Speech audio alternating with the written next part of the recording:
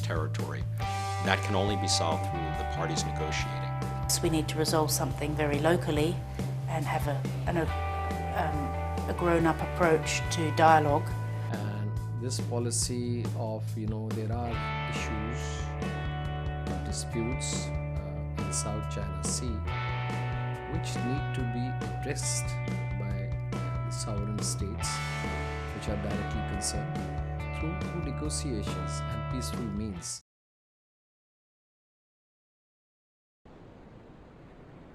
Which advocates peaceful neighborhood. And this policy of, there are issues or disputes in South China Sea which need to be addressed by the sovereign states which are directly concerned through negotiations and peaceful means.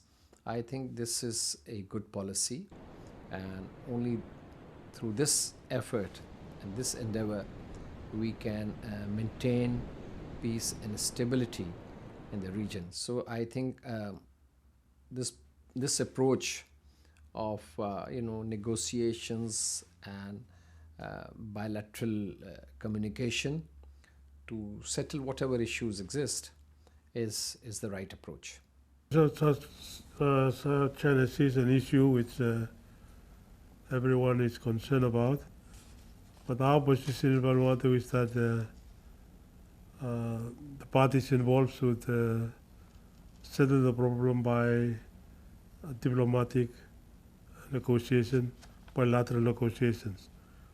So it's really up to the parties concerned to sort out a way out through diplomatic negotiations.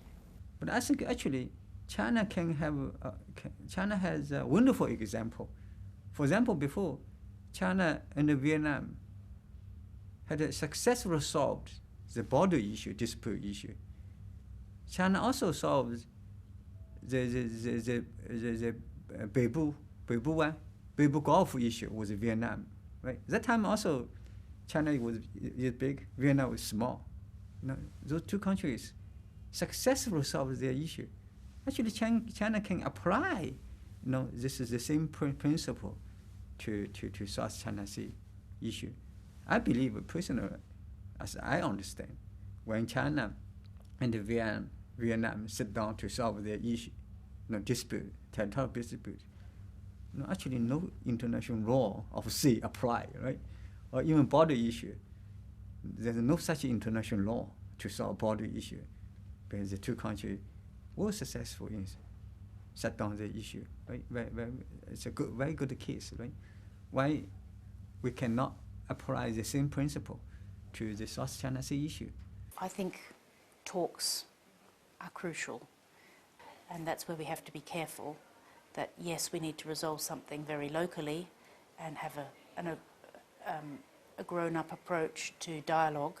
We've seen what's happening in the Middle East, for example, and many of us are anxious about that, and the huge influx of people coming out of that region. We just need to look at the Middle East to understand how hard it is once we go down a particular route to get back to normal life, to education, to proper services, let alone business or the economy, because once we live in a non-peaceful environment, then everything starts to change, and that's not where we want to be.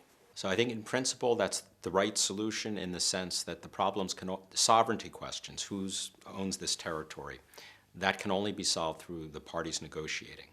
我个人认为，双轨思路是中国和东盟解决南海问题的一个现实选择，也是一个理性的选择。所以双轨思路很重要的就是，南海的和平与稳定不是由中国和美国来维护，也不是由中国和日本来维护，而是由中国和东盟来维护。第二个就是需要通过双边的渠道和东盟的相关国家来进行协商谈判。为什么这么说呢？因为岛礁问题是吧，涉及到它的主权，涉及到当事方。如果别人你来参与的话，那是这个问题会更加的复杂化。